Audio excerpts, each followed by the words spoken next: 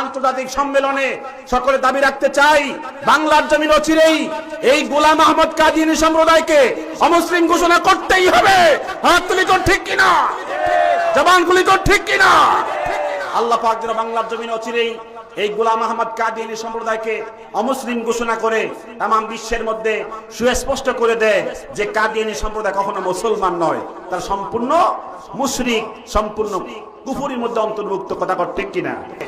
আজকে বর্তমানে দিন দিন লামাযহাবীদের সংখ্যা বাড়তেছে। কথা কর না? আজকে এমন কোন মসজিদ নাই যেখানে দু চারজন আমিন জোরে না বলে। কথা কর ঠিক কিনা? আপনারা বলেন তো, আমাদের যেই মাযহাবে হানাফি, আমাদের হানাফি মাযহাবের তরিকা মতো আমরা যে নামাজ পড়ি, নামাজ হবে না? কথা কর, নামাজ হবে না? আমাদের হানাফি মাযহাব অনুযায়ী নামাজ পড়লে নামাজ হবে না। কিন্তু তারা বলতেছে আমরা নাকি হুজুরের নামাজ পড়ি না, নবীজির নামাজ পড়ি না, নামাজ পড়ি আবু হানিফার নামাজ।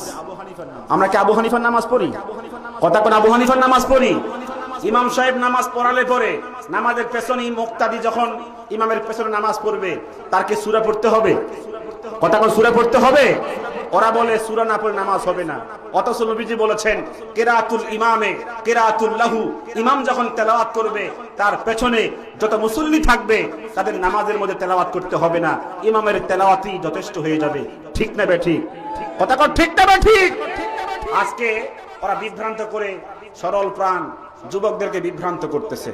সম্মানিত হাজিরিন, এই গভীর রাত্রে যেহেতু অনেক লোক ছিল, অনেক নসিহত হয়েছে, আল্লাহ নবী সাহাবী হযরত আব্দুল্লাহ ইবনে আব্বাস রাদিয়াল্লাহু তাআলা আনহু বলেছেন, সহিহ বুখারীর কিতাবুত তাফসিরে বর্ণিত হয়েছে, নবীজি বলেছেন আমি যখন মাকামে মাহমুদ পেয়ে যাব আমি আল্লাহর দরবারে মাথা নত করে সিজদা করব। আল্লাহ পাক বলবেন আপনি মাথা তুলেন, যা বলবেন তাই সুপারিশ করা হবে। আমার নবী বলবেন লা ইয়াবকা আহাদুম মিন উম্মতি ফিন্নার, জাহান্নামে আমার একজন উম্মত বাকি থাকবে না। আল্লাহ পাক বলবেন উম্মতে মুহাম্মদীকে জাহান্নাম থেকে মুক্তি দিয়ে জান্নাতে নিয়ে আসো। সমস্ত উম্মতকে জাহান্নাম থেকে মুক্তি দিয়ে জান্নাতে নিয়ে আসা হবে। এরপরেও নবীজি দেখবেন উম্মতে মুহাম্মদী নামে কিছু লোক নবীজিকে বলবে ইশফে লানা, আমাদেরকে সুপারিশ করেন, আমাদেরকে সুপারিশ করেন। আল্লাহ পাক বলবেন হে আমার নবী, এদের জন্য সুপারিশ করবেন না, আপনাদেরকে বলেন সুকান সুকান লিমান গায়রা মিন বাদি, দূর হয়ে যাও, দূর হয়ে যাও, তোমরা আমার উম্মত না, তোমরা 2 নম্বর নকলবাজ। কথা কর ঠিক কিনা?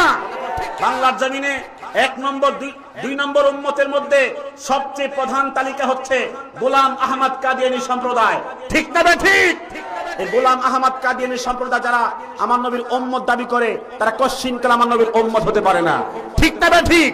এই গোলাম আহমদ কাদিয়ানী